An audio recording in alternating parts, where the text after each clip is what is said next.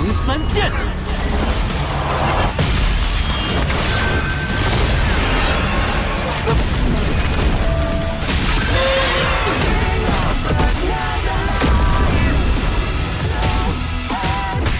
是为傲视九天的前辈。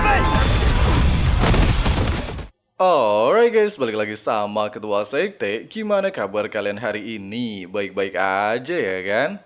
Nah, di video kali ini kita akan kembali melanjutkan pembahasan alur cerita Donghua Throne of Steel episode 191 ya guys ya.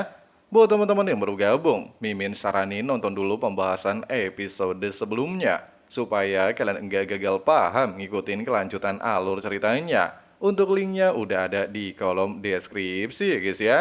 Oke lah, nggak usah kelamaan lagi di awal video. Langsung aja simetriskan posisi rebahan. Inilah waktunya kita baku hantam.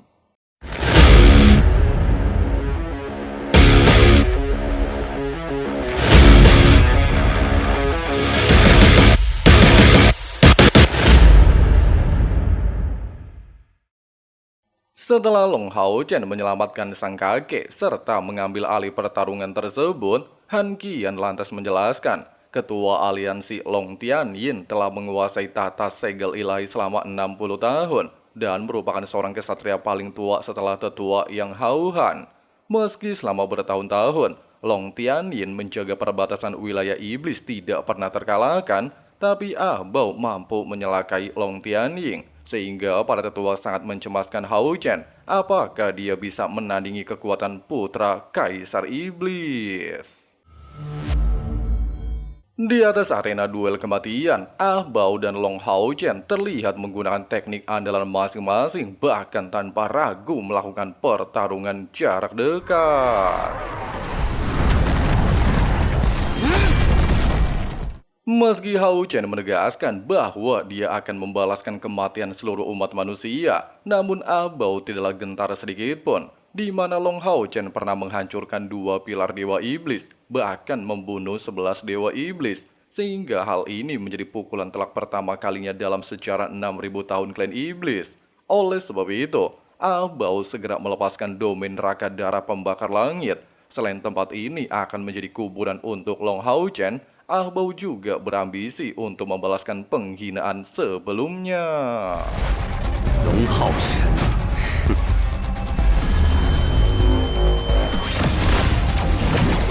Menyaksikan jalannya pertarungan jelas menarik perhatian kakek Sengyu. Pasalnya meski domain neraka darah mampu meningkatkan kekuatan serangan Ah Bao, namun domain ini menyerap energi spiritual musuh, sehingga membuat Long Hao Chen berada di posisi tidak menguntungkan dan hanya bertahan di tengah gempuran Ah Bao. Tepat di momen ini, ketika putra Kaisar Iblis merasa di atas angin bisa mengalahkan Hao Chen dalam 1 kali serangan, Ketua Aliansi Kesatria Long Hao Chen akhirnya bangkit dari keterpurukan. Dia juga menegaskan bahwa seorang pewaris kaya Ah Bao tidak pantas bersaing dengannya. Oleh sebab itu, Hao Chen segera melepaskan teknik pedang Brahma untuk membalikan situasi pertarungan. 魔神皇一定会很失望。 Perkataan barusan jelas memancing kemarahan Ah Bao sehingga memaksanya mengeluarkan proyeksi pilar naga iblis penentang langit. Hal itu dia lakukan untuk melihat seberapa jauh perbandingan kekuatan ras iblis dan manusia. Oleh sebab itu, Ah Bao segera mengaktifkan transformasi naga iblis penentang langit.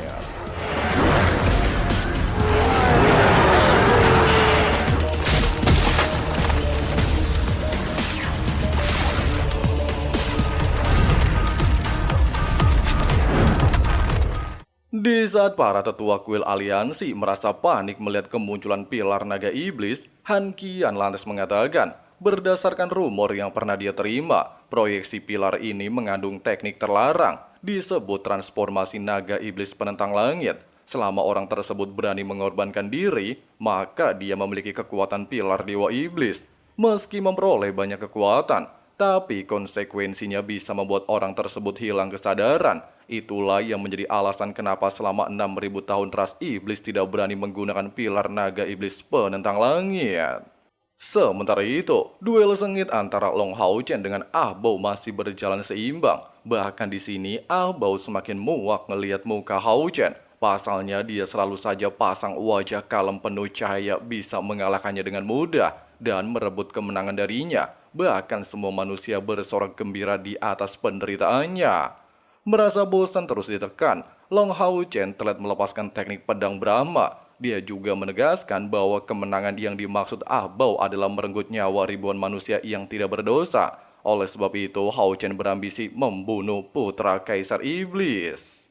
Meskipun serangan tersebut mampu menekan Ah Bao, namun pada dasarnya berkat pengorbanan kepada pilar Dewa Iblis, Ah Bao kini gak bisa meninggoy, apalagi musnah terhadap kemampuan Long Hao Chen, sehingga Ah Bao memiliki tingkat kepercayaan tinggi bisa memenangkan pertarungan. Tapi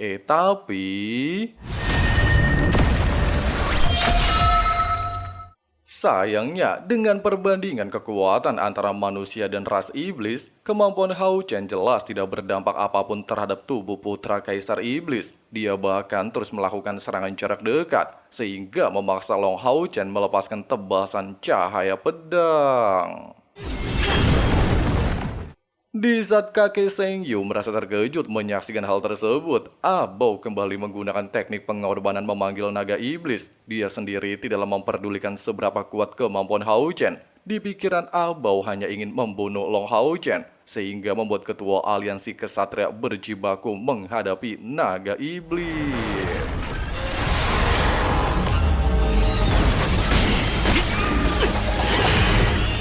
Meski pedang cahaya berhasil menghancurkan proyeksi naga iblis, namun Ah Bao tidaklah menyerah begitu saja. Dia kembali melepaskan domain ruang untuk menjebak Hao Chen di bawah kemampuan tersebut, sehingga membuat Han Qian ketar-ketir. Bagaimana Long Hao Chen bisa mengalahkan Ah Bao dalam satu kemampuan? Dalam situasi terdesak, mengingat dirinya masih ada satu cara membalikan pertarungan, Hao Chen dengan cepat menggunakan 3 pedang keabadian. 龙三剑，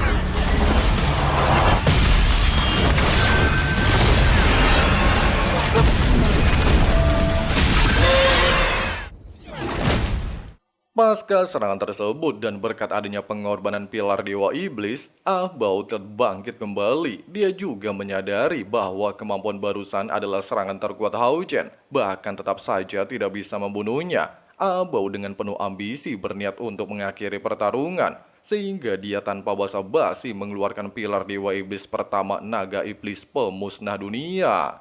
Dihadapkan situasi hidup dan kematian, Hao Chen jelas tidak mundur sedikit pun.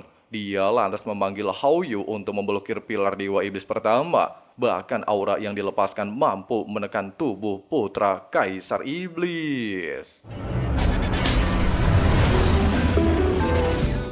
Tepat ketika Agares dibuat Herman, kenapa Austin Griffin alias Hao Yu bisa memasuki wilayah bintang, Seng Sai-er lantas menjelaskan. Setelah kekasihnya menjadi penguasa di wilayah bintang, serta memiliki mahkota bintang kelima, Hao Chen dan Hao Yu kini saling terhubung. Bahkan serangan yang dilepaskan Hao Chen sebelumnya untuk menghancurkan domain Ah Bao, inilah yang menjadi alasan kenapa Hao Yu bisa memasuki arena duel kematian. Oleh sebab itu, Hao Chen tanpa basa-basi melepaskan serangan penuh.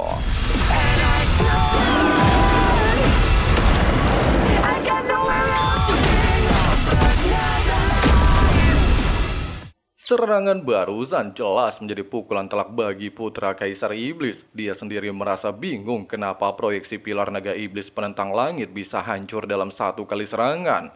Long Hao Chen menegaskan, hal itu berkaitan dengan pilar Dewa Iblis. Meski tidak bisa membunuh Ah Bao, hanya saja tidak berlaku untuk Hao Yu, sehingga Hao Chen meminta Ah Bao untuk menerima takdir kematian.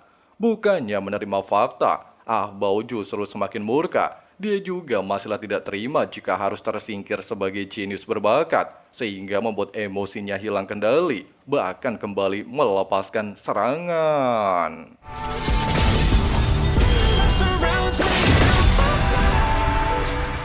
这就是你滥杀无辜的理由吗？ Hao Chen menegaskan, walaupun kekuatan Ah Bao lebih kuat dari manusia lain, hanya saja dia tidaklah bisa menghakimi orang tidak bersalah, membuat seluruh orang koit tanpa kehormatan untuk memuaskan ambisinya.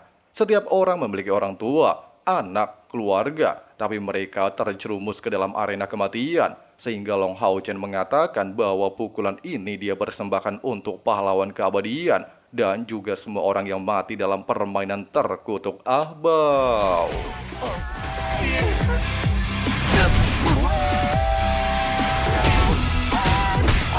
是位傲视九天的前辈。 Tidak sampai di sini, Long Hao Chen terlihat menggunakan domain keabadian untuk mengurung Ahbao di dalamnya. Dia juga tanpa basa-basi melepaskan 3 teknik pedang Brahma, langit, dan bumi tanpa batas.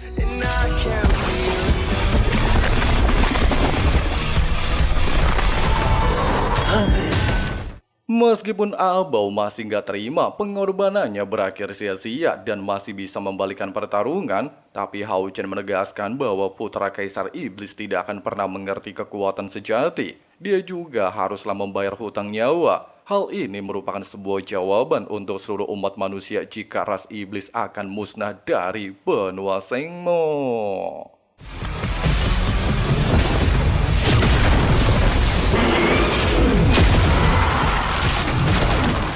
Kematian putra Kaisar Iblis jelas menggemparkan semua anggota. Mereka tidaklah pernah menduga jika jenius berbakat meninggoy di tangan manusia. Terlebih lagi menurut Agares, kehilangan banyak dewa iblis akan menjadi kerugian sepanjang sejarah.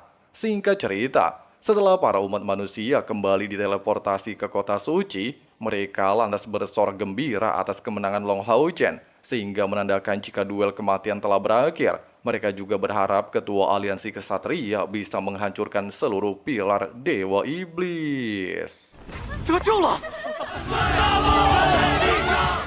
Faktanya, pertempuran melawan ras iblis belumlah berakhir. Ini adalah tahun ke-6197 sejak ras iblis turun ke benua Shengmo. Ini juga menjadi kali pertama umat manusia mengayunkan pedang menuju pilar dewa iblis pertama alias Kaisar Feng Xiu. Namun, apakah Long Hao Chen bisa membawa kemenangan selama 6000 tahun bagi semua orang masihlah menjadi pertanyaan.